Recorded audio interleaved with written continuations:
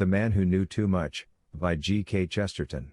Chapter 7, The Temple of Silence. Harold March and the few who cultivated the friendship of Horne Fisher, especially if they saw something of him in his own social setting, were conscious of a certain solitude in his very sociability. They seemed to be always meeting his relations and never meeting his family. Perhaps it would be truer to say that they saw much of his family and nothing of his home. His cousins and connections ramified like a labyrinth all over the governing class of Great Britain, and he seemed to be on good, or at least on good-humored, terms with most of them. For Horne Fisher was remarkable for a curious impersonal information and interest touching all sorts of topics, so that one could sometimes fancy that his culture, like his colorless, fair mustache and pale, drooping features, had the neutral nature of a chameleon. Anyhow, he could always get on with viceroys and cabinet ministers and all the great men responsible for great departments, and talk to each of them on his own subject, on the branch of study with which he was most seriously concerned.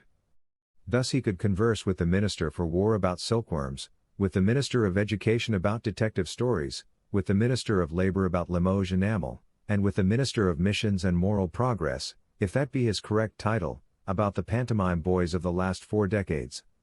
And as the first was his first cousin, the second his second cousin, the third his brother-in-law, and the fourth his uncle by marriage, this conversational versatility certainly served in one sense to create a happy family. But March never seemed to get a glimpse of that domestic interior to which men of the middle classes are accustomed in their friendships, and which is indeed the foundation of friendship and love and everything else in any sane and stable society.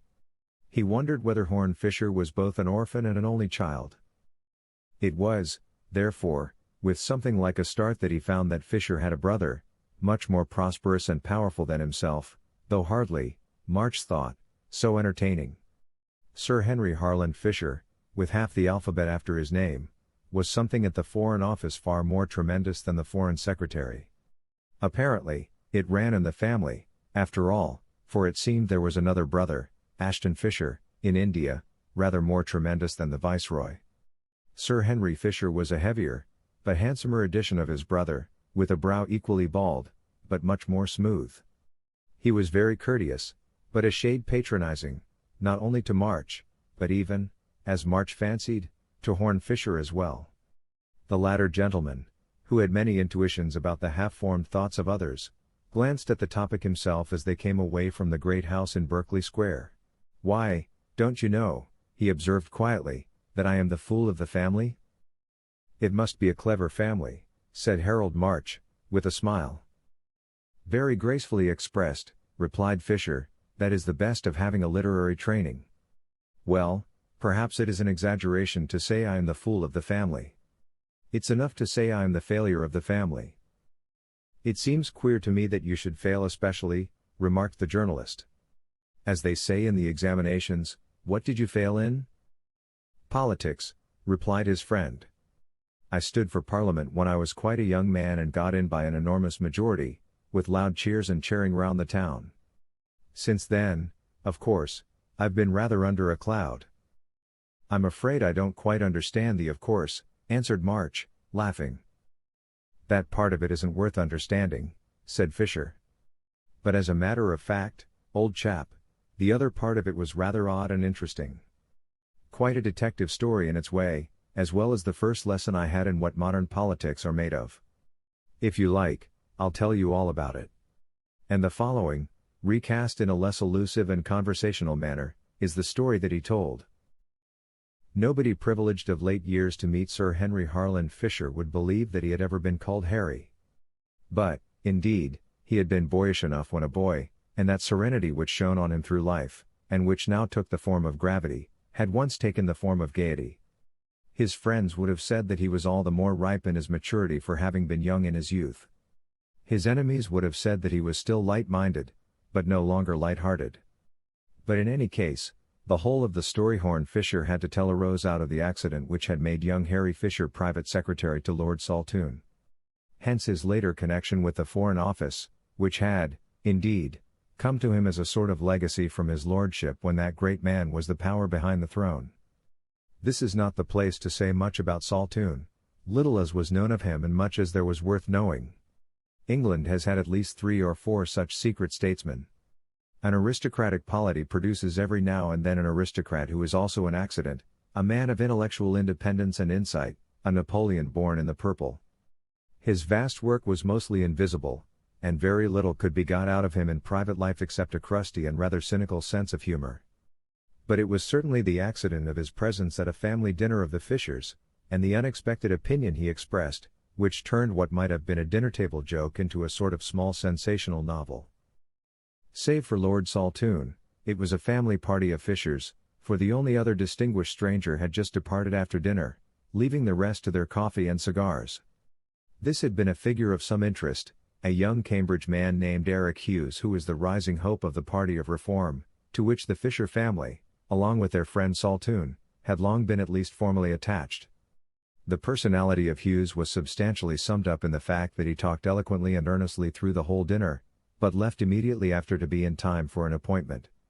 All his actions had something at once ambitious and conscientious. He drank no wine, but was slightly intoxicated with words.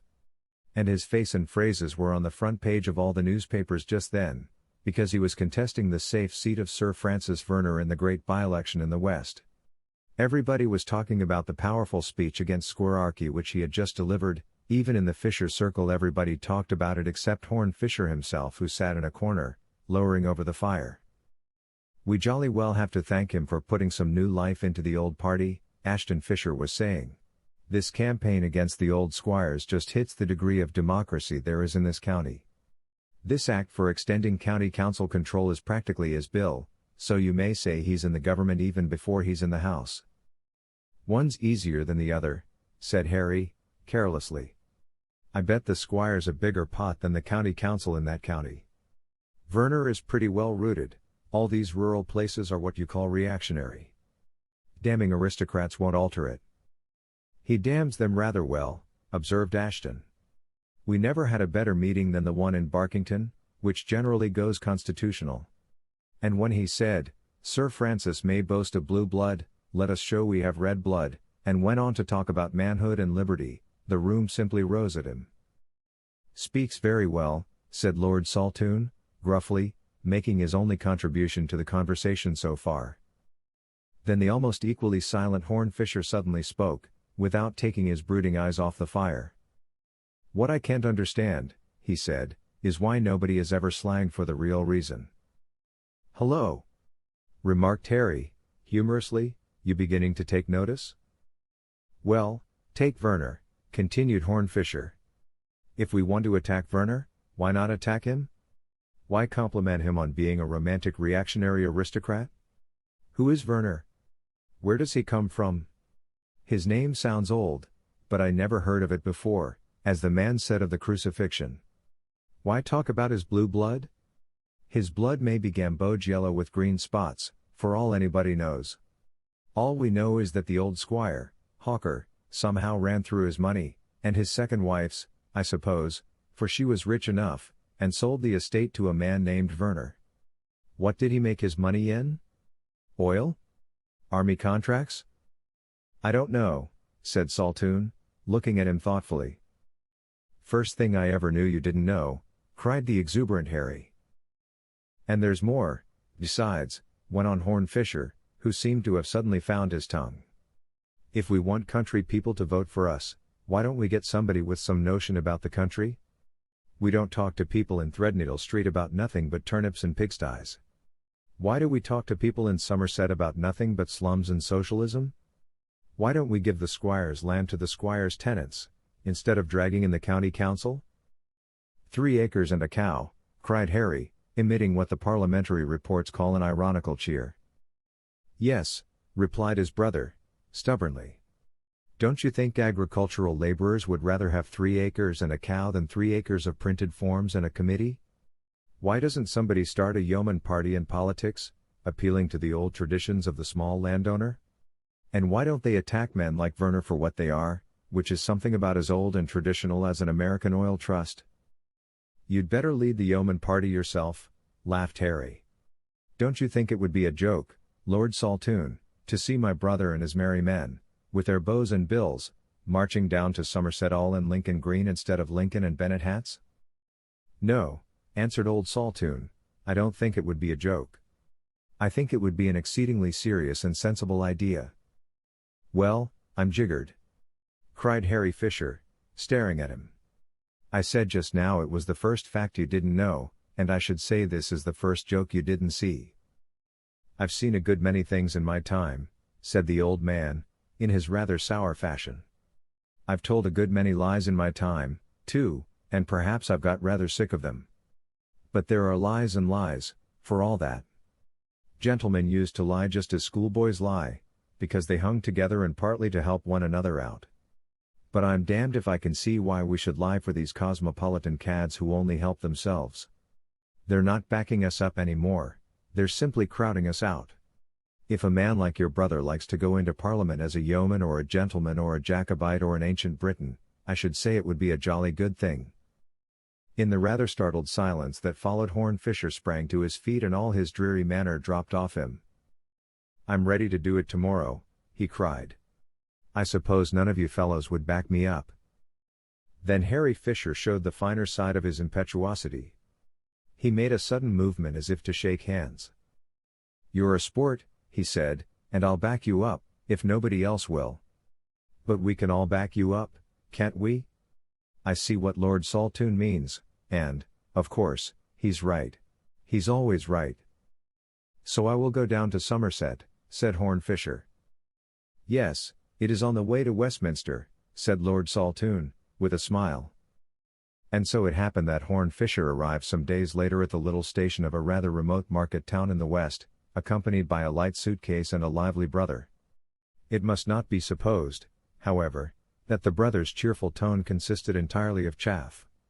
He supported the new candidate with hope as well as hilarity, and at the back of his boisterous partnership there was an increasing sympathy and encouragement. Harry Fisher had always had an affection for his more quiet and eccentric brother, and was now coming more and more to have a respect for him. As the campaign proceeded, the respect increased to ardent admiration. For Harry was still young, and could feel the sort of enthusiasm for his captain in electioneering that a schoolboy can feel for his captain in cricket. Nor was the admiration undeserved. As the new three-cornered contest developed, it became apparent to others besides his devoted kinsman that there was more in Horn Fisher than had ever met the eye. It was clear that his outbreak by the family fireside had been but the culmination of a long course of brooding and studying on the question. The talent he retained through life for studying his subject, and even somebody else's subject, had long been concentrated on this idea of championing a new peasantry against a new plutocracy. He spoke to a crowd with eloquence and replied to an individual with humor, two political arts that seemed to come to him naturally. He certainly knew much more about rural problems than either Hughes, the Reform candidate, or Werner, the constitutional candidate. And he probed those problems with a human curiosity, and went below the surface in a way that neither of them dreamed of doing. He soon became the voice of popular feelings that are never found in the popular press. New angles of criticism, arguments that had never before been uttered by an educated voice, tests and comparisons that had been made only in dialect by men drinking in the little local public houses, crafts half forgotten that had come down by sign of hand and tongue from remote ages when their fathers were free, all this created a curious and double excitement. It startled the well-informed by being a new and fantastic idea they had never encountered. It startled the ignorant by being an old and familiar idea they never thought to have seen revived. Men saw things in a new light, and knew not even whether it was the sunset or the dawn. Practical grievances were there to make the movement formidable. As Fisher went to and fro among the cottages and country ends, it was borne in on him without difficulty that Sir Francis Werner was a very bad landlord. Nor was the story of his acquisition of the land any more ancient and dignified than he had supposed. The story was well known in the county and in most respects was obvious enough. Hawker, the old squire, had been a loose, unsatisfactory sort of person, had been on bad terms with his first wife, who died, as some said, of neglect, and had then married a flashy South American Jewess with a fortune. But he must have worked his way through this fortune also with marvelous rapidity, for he had been compelled to sell the estate to Werner and had gone to live in South America, possibly on his wife's estates. But Fisher noticed that the laxity of the old squire was far less hated than the efficiency of the new squire. Werner's history seemed to be full of smart bargains and financial flutters that left other people short of money and temper. But though he heard a great deal about Werner, There was one thing that continually eluded him, something that nobody knew, that even Saltoun had not known. He could not find out how Werner had originally made his money. He must have kept it specially dark, said Horn Fisher to himself. It must be something he's really ashamed of. Hang it all! What is a man ashamed of nowadays? And as he pondered on the possibilities, they grew darker and more distorted in his mind. He thought vaguely of things remote and repulsive, strange forms of slavery or sorcery, and then of ugly things yet more unnatural but nearer home. The figure of Werner seemed to be blackened and transfigured in his imagination, and to stand against varied backgrounds and strange skies.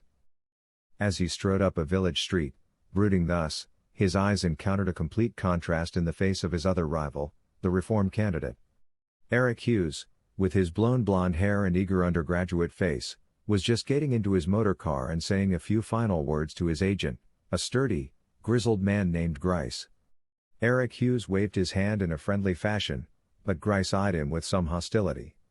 Eric Hughes was a young man with genuine political enthusiasms, but he knew that political opponents are people with whom one may have to dine any day.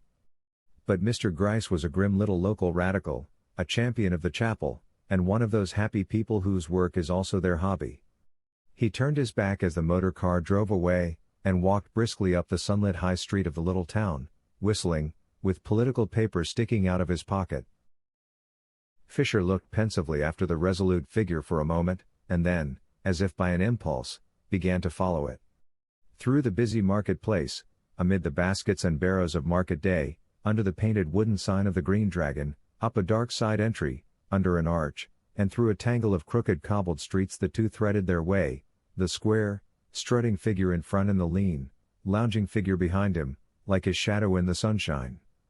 At length they came to a brown brick house with a brass plate, on which was Mr. Grice's name, and that individual turned and beheld his pursuer with a stare. "Could I have a word with you, sir?"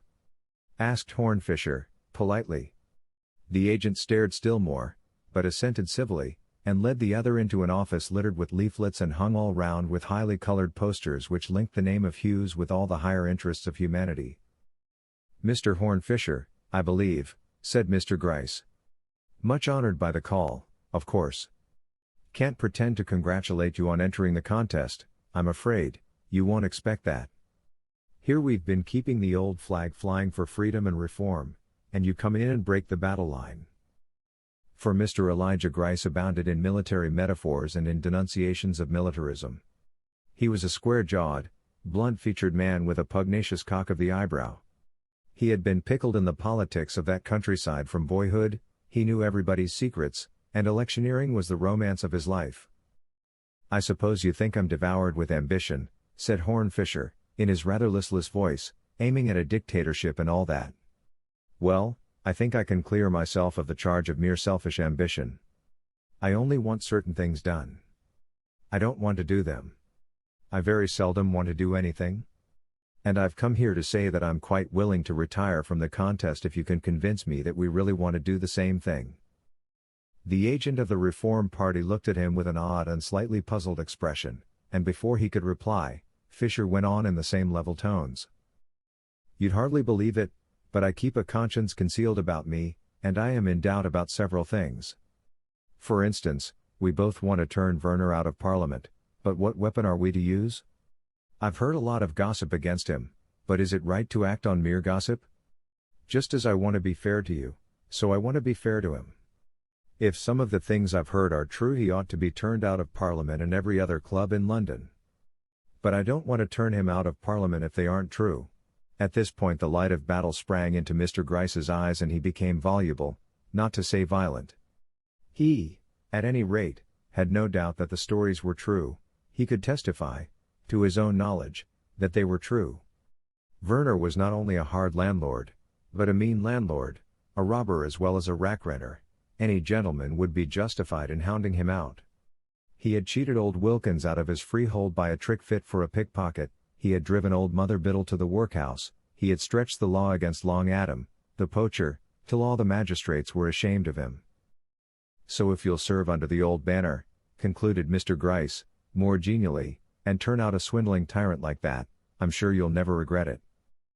"And if that is the truth," said Horn Fisher, Are you going to tell it?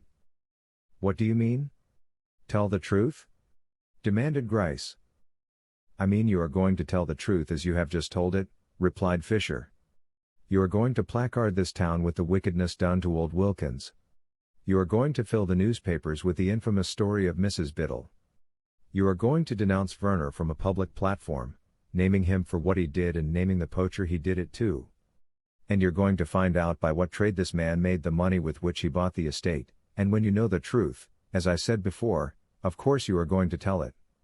Upon those terms I come under the old flag, as you call it, and haul down my little pennon. The agent was eyeing him with a curious expression, surly but not entirely unsympathetic.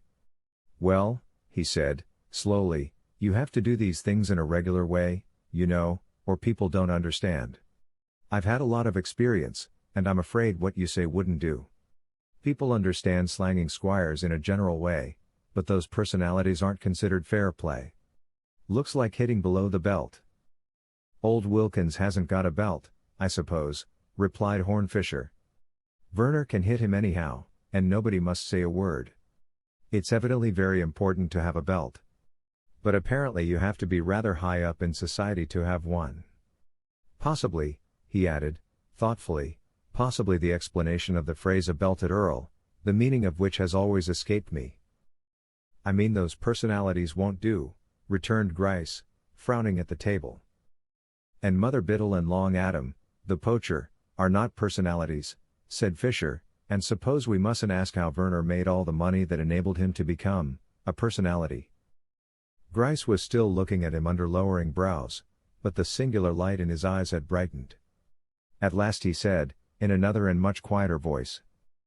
Look here, sir. I like you, if you don't mind my saying so. I think you are really on the side of the people, and I'm sure you're a brave man. A lot braver than you know, perhaps. We daren't touch what you propose with a barge pole, and so far from wanting you in the old party, we'd rather you ran your own risk by yourself. But because I like you and respect your pluck, I'll do you a good turn before we part. I don't want you to waste time barking up the wrong tree. You talk about how the new squire got the money to buy, and the ruin of the old squire, and all the rest of it. Well, I'll give you a hint about that, a hint about something precious few people know. I am very grateful, said Fisher, gravely. What is it? It's in 2 words, said the other. The new squire was quite poor when he bought. The old squire was quite rich when he sold. Horn Fisher looked at him thoughtfully as he turned away abruptly and busied himself with the papers on his desk. Then Fisher uttered a short phrase of thanks and farewell, and went out into the street, still very thoughtful.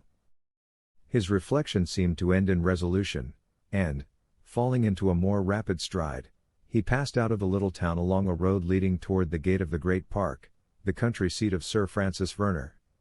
A glitter of sunlight made the early winter more like a late autumn, and the dark woods were touched here and there with red and golden leaves, like the last rays of a lost sunset. From a higher part of the road he had seen the long, classical facade of the great house with its many windows, almost immediately beneath him, but when the road ran down under the wall of the estate, topped with towering trees behind, he realized that it was half a mile round to the lodge gates. After walking for a few minutes along the lane, however, he came to a place where the wall had cracked and was in process of repair. As it was, there was a great gap in the grey masonry that looked at first as black as a cavern and only showed at a second glance the twilight of the twinkling trees. There was something fascinating about that unexpected gate, like the opening of a fairy tale. Horn Fisher had in him something of the aristocrat, which is very near to the anarchist. It was characteristic of him that he turned into this dark and irregular entry as casually as into his own front door, merely thinking that it would be a short cut to the house. He made his way through the dim wood for some distance and with some difficulty, until there began to shine through the trees a level light, in lines of silver, which he did not at first understand. The next moment he had come out into the daylight at the top of a steep bank, at the bottom of which a path ran round the rim of a large ornamental lake. The sheet of water which he had seen shimmering through the trees was of considerable extent, but was walled in on every side with woods which were not only dark, but decidedly dismal. At one end of the path was a classical statue of some nameless nymph, and at the other end it was flanked by 2 classical urns, but the marble was weather-stained and streaked with green and grey. 100 other signs, smaller but more significant, told him that he had come on some outlying corner of the grounds neglected and seldom visited. In the middle of the lake was what appeared to be an island, and on the island what appeared to be meant for a classical temple, not open like a temple of the winds, but with a blank wall between its Doric pillars. We may say it only seemed like an island, because a second glance revealed a low causeway of flat stones running up to it from the shore and turning it into a peninsula. And certainly it only seemed like a temple, for nobody knew better than Horn Fisher that no god had ever dwelt in that shrine. That's what makes all this classical landscape gardening so desolate, he said to himself. More desolate than Stonehenge or the pyramids. We don't believe in Egyptian mythology, but the Egyptians did, and I suppose even the Druids believed in Druidism. But the 18th century gentlemen who built these temples didn't believe in Venus or Mercury any more than we do. That's why the reflection of those pale pillars in the lake is truly only the shadow of a shade. They were men of the age of reason, they, who filled their gardens with these stone nymphs, had less hope than any men in all history of really meeting a nymph in the forest. His monologue stopped abruptly with a sharp noise like a thundercrack that rolled in dreary echoes round the dismal mere. He knew at once what it was, somebody had fired off a gun. But as to the meaning of it he was momentarily staggered, and strange thoughts thronged into his mind. The next moment he laughed, for he saw lying a little way along the path below him the dead bird that the shot had brought down. At the same moment, however, he saw something else, which interested him more. A ring of dense trees ran round the back of the island temple, framing the facade of it in dark foliage, and he could have sworn he saw a stir as of something moving among the leaves. The next moment his suspicion was confirmed, for a rather ragged figure came from under the shadow of the temple and began to move along the causeway that led to the bank. Even at that distance the figure was conspicuous by its great height, and Fisher could see that the man carried a gun under his arm. There came back into his memory at once the name Long Adam, the poacher. With a rapid sense of strategy he sometimes showed, Fisher sprang from the bank and raced round the lake to the head of the little pier of stones. If once a man reached the mainland he could easily vanish into the woods. But when Fisher began to advance along the stones toward the island, the man was cornered in a blind alley and could only back toward the temple. Putting his broad shoulders against it, he stood as if at bay. He was a comparatively young man, with fine lines in his lean face and figure and a mop of ragged red hair. The look in his eyes might well have been disquieting to anyone left alone with him on an island in the middle of a lake. "Good morning," said Horn Fisher, pleasantly. "I thought at first you were a murderer. But it seems unlikely, somehow, that the partridge rushed between us and died for love of me, like the heroines in the romances, so I suppose you are a poacher."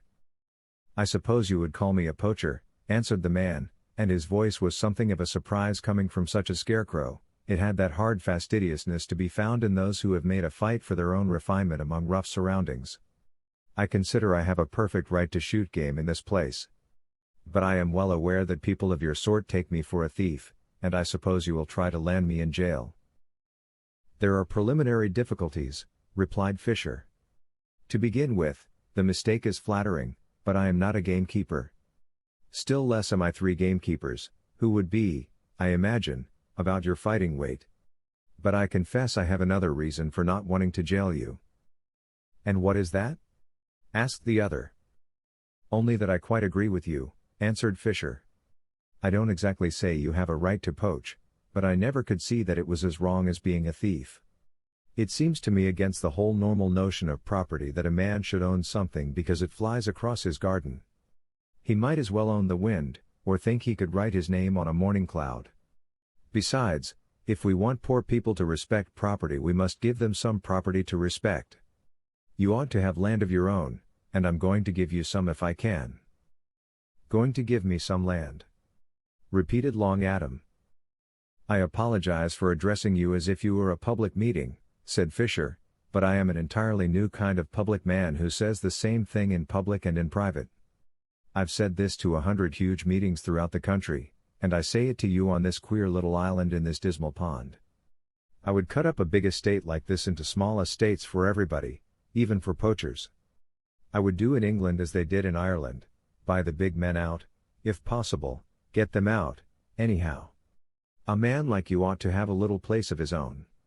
I don't say you could keep pheasants, but you might keep chickens." The man stiffened suddenly and he seemed at once to blanch and flame at the promise as if it were a threat. "Chickens!"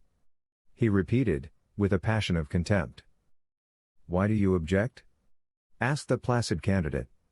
"Because keeping hens is rather a mild amusement for a poacher?" "What about poaching eggs?" "Because I am not a poacher," cried Adam, in a rending voice that rang round the hollow shrines and urns like the echoes of his gun. "Because the partridge lying dead over there is my partridge. Because the land you are standing on is my land. Because my own land was only taken from me by a crime, and a worse crime than poaching. This has been a single estate for hundreds and hundreds of years, and if you or any meddlesome mountebank comes here and talks of cutting it up like a cake, if I ever hear a word more of you and your leveling lies." "You seem to be a rather turbulent public," observed Horn Fisher, "but do go on. What will happen if I try to divide this estate decently among decent people?" The poacher had recovered a grim composure as he replied. "There will be no partridge to rush in between." With that he turned his back, evidently resolved to say no more, and walked past the temple to the extreme end of the islet, where he stood staring into the water. Fisher followed him, but, when his repeated questions evoked no answer, turned back toward the shore. In doing so he took a second and closer look at the artificial temple, and noted some curious things about it. Most of these theatrical things were as thin as theatrical scenery, and he expected the classic shrine to be a shallow thing, a mere shell or mask. But there was some substantial bulk of it behind, buried in the trees, which had a grey, labyrinthian look, like serpents of stone, and lifted a load of leafy towers to the sky. But what arrested Fisher's eye was that in this bulk of grey-white stone behind there was a single door with great, rusty bolts outside. The bolts, however, were not shot across so as to secure it. Then he walked round the small building, and found no other opening except one small grating like a ventilator, high up in the wall. He retraced his steps thoughtfully along the causeway to the banks of the lake, and sat down on the stone steps between the two sculptured funeral urns. Then he lit a cigarette and smoked it in ruminant manner. Eventually he took out a notebook and wrote down various phrases, numbering and renumbering them till they stood in the following order. 1. Squire Hawker disliked his first wife. 2. He married his second wife for her money. 3. Long Adam says the estate is really his. 4. Long Adam hangs round the island temple, which looks like a prison. 5. Squire Hawker was not poor when he gave up the estate. 6. Werner was poor when he got the estate. He gazed at these notes with a gravity which gradually turned to a hard smile, threw away his cigarette, and resumed his search for a short cut to the great house. He soon picked up the path which, winding among clipped hedges and flower beds, brought him in front of its long Palladian façade. It had the usual appearance of being, not a private house, but a sort of public building sent into exile in the provinces. He first found himself in the presence of the butler, who really looked much older than the building, for the architecture was dated as Georgian, but the man's face, under a highly unnatural brown wig, was wrinkled with what might have been centuries. Only his prominent eyes were alive and alert, as if with protest. Fisher glanced at him, and then stopped and said, "Excuse me. Weren't you with the late squire, Mr. Hawker?" "Yes, sir," said the man, gravely. "Usher is my name. What can I do for you?" "Only take me into Sir Francis Werner," replied the visitor. Sir Francis Werner was sitting in an easy chair beside a small table in a large room hung with tapestries. On the table were a small flask and glass, with the green glimmer of a liqueur and a cup of black coffee.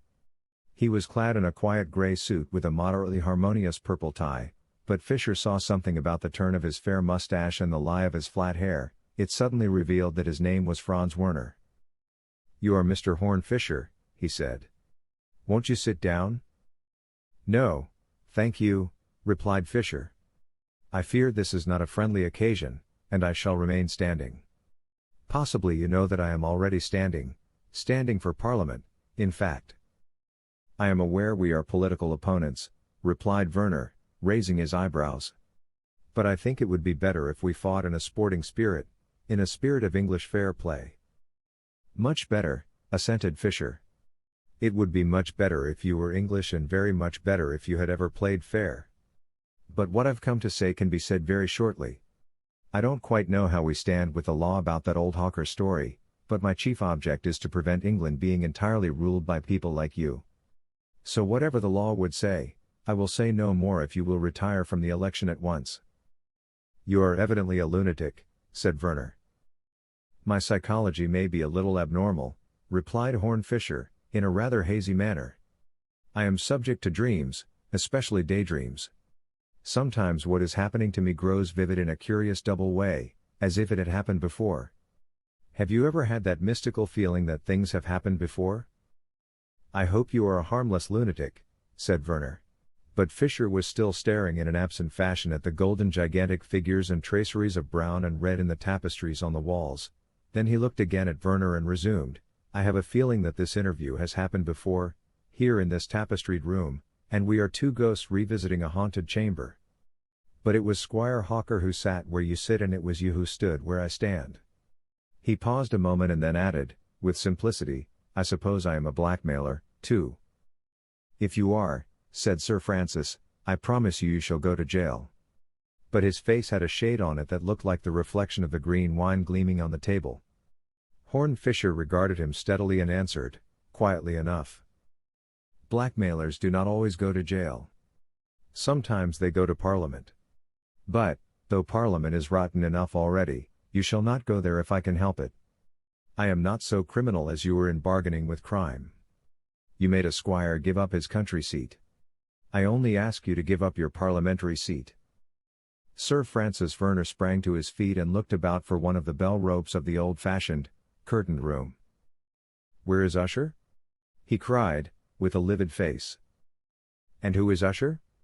said Fisher, softly. "I wonder how much Usher knows of the truth." Werner's hand fell from the bell rope and, after standing for a moment with rolling eyes, he strode abruptly from the room. Fisher went but by the other door, by which he had entered, and, seeing no sign of Usher, let himself out and betook himself again toward the town. That night he put an electric torch in his pocket and set out alone in the darkness to add the last links to his argument. There was much that he did not know yet, but he thought he knew where he could find the knowledge. The night closed dark and stormy and the black gap in the wall looked blacker than ever. The wood seemed to have grown thicker and darker in a day.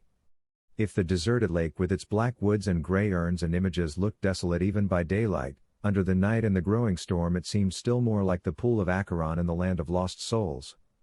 As he stepped carefully along the jetty stones he seemed to be traveling farther and farther into the abyss of night, and to have left behind him the last points from which it would be possible to signal to the land of the living.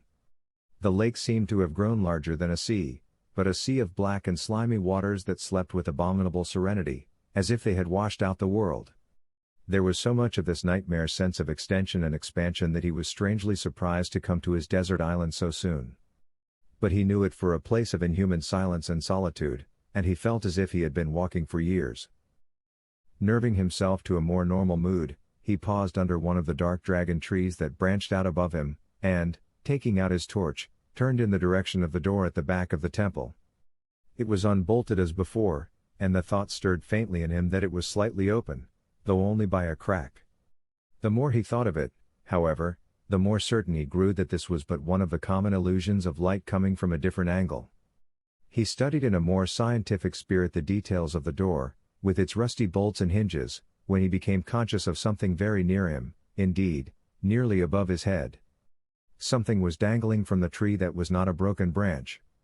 For some seconds he stood as still as a stone, and as cold. What he saw above him were the legs of a man hanging, presumably a dead man hanged. But the next moment he knew better. The man was literally alive and kicking, and an instant after he had dropped to the ground and turned on the intruder. Simultaneously 3 or 4 other trees seemed to come to life in the same fashion. 5 or 6 other figures had fallen on their feet from these unnatural nests. It was as if the place were an island of monkeys. But a moment after they had made a stampede toward him, and when they laid their hands on him he knew that they were men. With the electric torch in his hand he struck the foremost of them so furiously in the face that the man stumbled and rolled over on the slimy grass, but the torch was broken and extinguished, leaving everything in a denser obscurity. He flung another man flat against the temple wall, so that he slid to the ground, but a third and fourth carried Fisher off his feet and began to bear him, struggling, toward the doorway. Even in the bewilderment of the battle, he was conscious that the door was standing open. Somebody was summoning the roughs from inside. The moment they were within, they hurled him upon a sort of bench or bed with violence, but no damage, for the settee, or whatever it was, seemed to be comfortably cushioned for his reception. Their violence had in it a great element of haste, and before he could rise they had all rushed for the door to escape. Whatever bandits they were that infested this desert island, they were obviously uneasy about their job and very anxious to be quit of it. He had the flying fancy that regular criminals would hardly be in such a panic.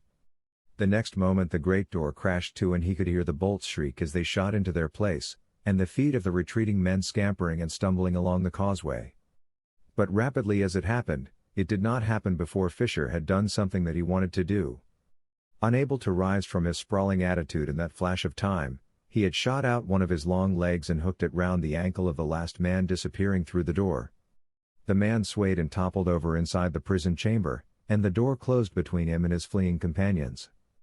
Clearly they were in too much haste to realize that they had left one of their company behind. The man sprang to his feet again and hammered and kicked furiously at the door. Fisher's sense of humor began to recover from the struggle and he sat up on his sofa with something of his native nonchalance. But as he listened to the captive captor beating on the door of the prison, a new and curious reflection came to him. The natural course for a man thus wishing to attract his friend's attention would be to call out, to shout as well as kick. This man was making as much noise as he could with his feet and hands, but not a sound came from his throat. Why couldn't he speak? At first he thought the man might be gagged, which was manifestly absurd. Then his fancy fell back on the ugly idea that the man was dumb. He hardly knew why it was so ugly an idea, but it affected his imagination in a dark and disproportionate fashion. There seemed to be something creepy about the idea of being left in a dark room with a deaf mute. It was almost as if such a defect were a deformity. It was almost as if it went with other and worse deformities. It was as if the shape he could not trace in the darkness were some shape that should not see the sun. Then he had a flash of sanity and also of insight. The explanation was very simple, but rather interesting. Obviously the man did not use his voice because he did not wish his voice to be recognized. He hoped to escape from that dark place before Fisher found out who he was. And who was he? One thing at least was clear. He was one or other of the 4 or 5 men with whom Fisher had already talked in these parts, and in the development of that strange story. "Now I wonder who you are," he said, aloud, with all his old lazy urbanity. "I suppose it's no use trying to throttle you in order to find out, it would be displeasing to pass the night with a corpse. Besides, I might be the corpse. I've got no matches and I've smashed my torch, so I can only speculate. Who could you be, now? Let us think." The man thus genially addressed had desisted from drumming on the door and retreated sullenly into a corner as Fisher continued to address him in a flowing monologue. "Probably you are the poacher who says he isn't a poacher. He says he's a landed proprietor, but he will permit me to inform him that, whatever he is, he's a fool. What hope can there ever be of a free peasantry in England if the peasants themselves are such snobs as to want to be gentlemen? How can we make a democracy with no democrats? As it is, you want to be a landlord and so you consent to be a criminal. And in that, you know, you are rather like somebody else. And, now I think of it, perhaps you are somebody else." There was a silence broken by breathing from the corner and the murmur of the rising storm, that came in through the small grating above the man's head. Horn Fisher continued. "Are you only a servant, perhaps, that rather sinister old servant who was butler to Hawker and Werner? If so, you're certainly the only link between the two periods. But if so, why do you degrade yourself to serve this dirty foreigner, when you at least saw the last of a genuine national gentry? People like you are generally at least patriotic. Doesn't England mean anything to you, Mr. Usher? All of which eloquence is possibly wasted, as perhaps you are not Mr. Usher. More likely you are Werner himself, and it's no good wasting eloquence to make you ashamed of yourself. Nor is it any good to curse you for corrupting England, nor are you the right person to curse. It is the English who deserve to be cursed, and are cursed, because they allowed such vermin to crawl into the high places of their heroes and their kings. I won't dwell on the idea that your Werner, or the throttling might begin, after all. Is there anyone else you could be? Surely you're not some servant of the other rival organization. I can't believe you're Grice, the agent, and yet Grice had a spark of the fanatic in his eye, too, and men will do extraordinary things in these paltry feuds of politics. Or if not the servant, is it the... No, I can't believe it. Not the red blood of manhood and liberty. Not the democratic ideal. He sprang up in excitement, and at the same moment a growl of thunder came through the grating beyond. The storm had broken, and with it a new light broke on his mind. There was something else that might happen in a moment. Do you know what that means? He cried. It means that God himself may hold a candle to show me your infernal face. Then next moment came a crash of thunder, but before the thunder a white light had filled the whole room for a single split second. Fisher had seen two things in front of him. One was the black and white pattern of the iron grating against the sky, the other was the face in the corner. It was the face of his brother. Nothing came from Horn Fisher's lips except a Christian name, which was followed by a silence more dreadful than the dark. At last the other figure stirred and sprang up, and the voice of Harry Fisher was heard for the first time in that horrible room. You've seen me, I suppose, he said, and we may as well have a light now. You could have turned it on at any time, if you'd found the switch. He pressed a button in the wall and all the details of that room sprang into something stronger than daylight. Indeed, the details were so unexpected that for a moment they turned the captive's rocking mind from the last personal revelation. The room, so far from being a dungeon cell, was more like a drawing room, even a lady's drawing room, except for some boxes of cigars and bottles of wine that were stacked with books and magazines on a side table. A second glance showed him that the more masculine fittings were quite recent, and that the more feminine background was quite old. His eye caught a strip of faded tapestry, which startled him into speech, to the momentary oblivion of bigger matters. This place was furnished from the great house, he said. Yes, replied the other, and I think you know why. I think I do, said Horn Fisher, and before I go on to more extraordinary things I will say what I think. Squire Hawker played both the bigamist and the bandit. His first wife was not dead when he married the Jewess, she was imprisoned on this island. She bore him a child here, who now haunts his birthplace under the name of Long Adam. A bankruptcy company promoter named Werner discovered the secret and blackmailed the squire into surrendering the estate. That's all quite clear and very easy. And now let me go on to something more difficult. And that is for you to explain what the devil you are doing kidnapping your born brother. After a pause Henry Fisher answered. I suppose you didn't expect to see me, he said. But, after all, what could you expect? I'm afraid I don't follow, said Horn Fisher. I mean, what else could you expect, after making such a muck of it? Said his brother, sulkily. We all thought you were so clever. How could we know you were going to be, well, really, such a rotten failure? This is rather curious, said the candidate, frowning. Without vanity, I was not under the impression that my candidature was a failure. All the big meetings were successful and crowds of people have promised me votes. I should jolly well think they had, said Henry, grimly. You've made a landslide with your confounded acres and a cow, and Werner can hardly get a vote anywhere. Oh, it's too rotten for anything. What on earth do you mean? Why, you lunatic, cried Henry, in tones of ringing sincerity, you don't suppose you were meant to win the seat, did you? Oh, it's too childish. I tell you Werner's got to get in. Of course he's got to get in. He's to have the exchequer next session, and there's the Egyptian loan and Lord knows what else. We only wanted you to split the reform vote because accidents might happen after Hughes had made a score at Barkington. I see, said Fisher, and you, I think, are a pillar and ornament of the Reform Party. As you say, I am not clever. The appeal to party loyalty fell on deaf ears, for the pillar of reform was brooding on other things. At last he said, in a more troubled voice. I didn't want you to catch me, I knew it would be a shock.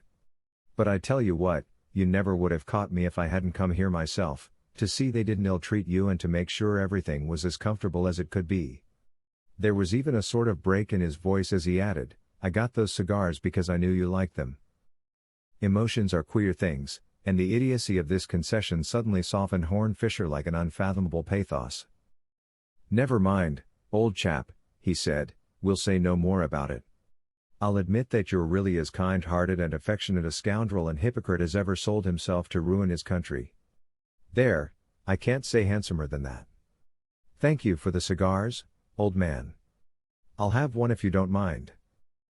By the time that Horn Fisher had ended his telling of this story to Harold March, they had come out into one of the public parks and taken a seat on a rise of ground overlooking wide green spaces under a blue and empty sky, and there was something incongruous in the words with which the narration ended. "I have been in that room ever since," said Horn Fisher. "I am in it now. I won the election, but I never went to the house. My life has been a life in that little room on that lonely island. Plenty of books and cigars and luxuries, plenty of knowledge and interest and information, but never a voice out of that tomb to reach the world outside. I shall probably die there." And he smiled as he looked across the vast green park to the gray horizon.